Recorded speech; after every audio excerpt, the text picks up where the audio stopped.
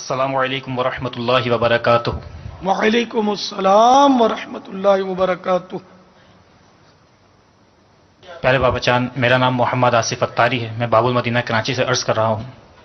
آپ کی بارگاہ میں عرض یہ ہے کہ بابا چاند، کیا جنات بھی سائنسی ٹیکنالوجی سے استفادہ حاصل کر سکتے ہیں؟ کیونکہ بعض اوقات ایسا دیکھا گیا ہے کہ جب ہم لوگ سسٹم وغیرہ آف کر کے جاتے ہیں آفیسز وغیرہ کے، یا کوئی مشین وغیرہ آف کر کے جاتے ہیں تو اور صبح آگے دیکھتے ہیں تو وہ سسٹم وغیرہ آن ہوئے ہوتے ہیں، ان پہ کچھ کام بھی کیا جا چکا ہوتا ہے۔ اس کے بارے میں آپ کیا فرماتے ہیں؟ محترم میٹھے میٹھے باپا جان، ہمارے اسلامی بہن نے ایک سوال کیا، اس سے ریلیٹڈ ایک واقعہ ذہن میں آ گیا۔ ہمارے ایک تعویذات عطاریہ کے بستہ ذمہ دار کسی ایسے اسلامی بھائی کے گھرانے کا علاج کر رہے تھے جہاں جنات کے معاملات تھے، تو ان کو عجیب و غریب قسم کے نمبر سے، نیٹ ورک سے ان کو فون کالز آتی تھیں، اور وہ آواز بھی بہت عجیب و غریب جیسی ہوا کرتی تھی، اور وہ اس کو وارن کرتے تھے، اس کو خبردار کرتے تھے کہ فلاں کے معاملات میں آپ ہاتھ نہ ڈالیں ورنہ ہم آپ کو اور آپ کے پورے گھرانے کو آزمائش میں ڈال دیں گے۔ تو پیارے باپا جان، اس کے حوالے سے کوئی ارشاد فرمائیے۔ جنات مشینیں بھی چلا سکتے ہیں اور بھی بہت کچھ کر سکتے ہیں، یہ بھی ایک مخلوق ہے، اور یہ وہ مخلوق ہے جس میں اللہ تبارک و تعالی نے عقل رکھی ہے، ان میں عقل ہوتی ہے۔ جانور جس طرح جانور میں بالکل عقل نہیں ہوتی نا، ان میں عقل ہوتی ہے، اور یہ مکلف بھی ہیں، کافر بھی ہوتے ہیں، مسلمان بھی ہوتے ہیں، ان میں سنی بھی ہوتے ہیں، غیر سنی بھی ہوتے ہیں، ہر طرح کے ہوتے ہیں۔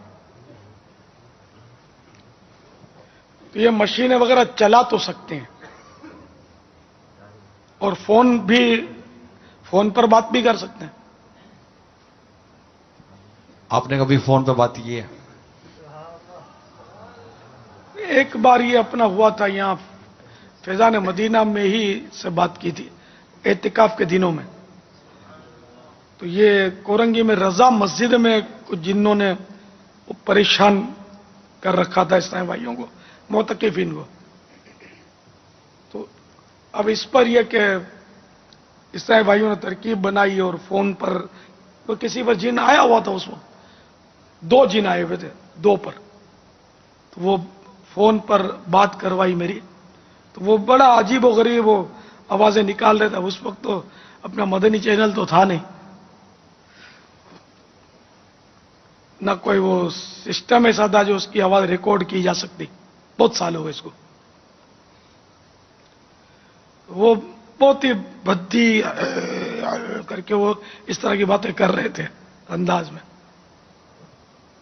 تھوڑی وہ ٹیڑھی باتیں کی اس نے، یا تو میں نے اس کو ڈانٹا تھا، پھر تھوڑا سنبھل گیا، اور خیر تو میں نے کہا کہ تم ان کو تنگ کرنا چھوڑ دو۔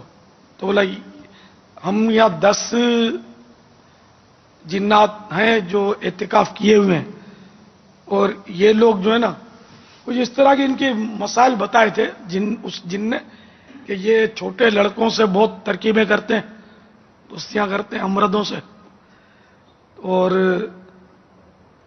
دوسرا بتایا تھا شاید کہ یہ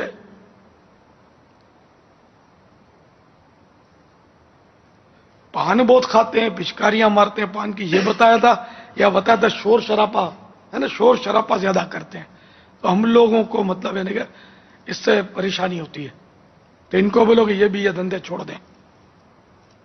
خیر تو میں نے خیر اس کو یہی سمجھا کہ یہ تم لوگوں نے مسجد نہیں بنائی، انہی لوگوں نے بنائی ہے، انسانوں نے، اور تم بھلے اعتکاف کرو لیکن پریشان نہیں کرو۔ تو اس نے وعدہ کیا کہ میں پریشان نہیں کروں گا، لیکن یہ جو میرے جو ساتھ دوسرا ہے نا میرا دوست، آپ اس کو بول دو، یہ نہیں مانتا، یہ وعدہ کرے گا نا تو مسئلہ حل ہو جائے گا۔ پھر اس سے بات کی تو وہ بھی کرنے لگا، پھر اس کو بھی تھوڑی، بہرحال میں نے سمجھایا اس کو، تو اس نے بھی آخر وعدہ کر لیا۔ اچھا پوری بات تو سن لو مدینہ، اب پوری بات تو سن لیں۔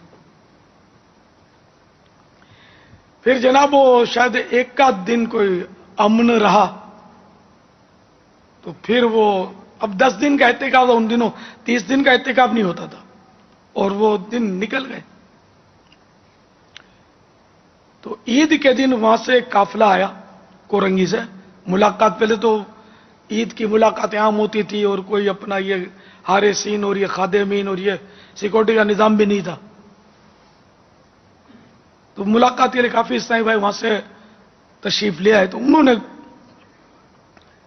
وہ مطلب مجھے قصہ بتایا کہ وہ آپ کو ان لوگوں نے وعدہ کیا تھا لیکن یہ پھر یہ آ گئے تھے اور انہوں نے اس طرح تنگ تو کیا تھا. پھر آپ نے بھیج دیا تھا جن. ابھی شور نہیں کرنا, پہلے پوری بات سن لینا.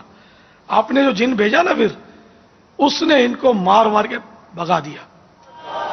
اور ایک کے پیٹ میں درد تھا تو اس نے مطلب میں نے دم کیا تو پیٹ کا درد دور ہو گیا. پھر ایک نے چشمہ پہنا ہوا تھا, یہ چشمے والا بھی میرے سامنے ساتھ لے آئے تھے.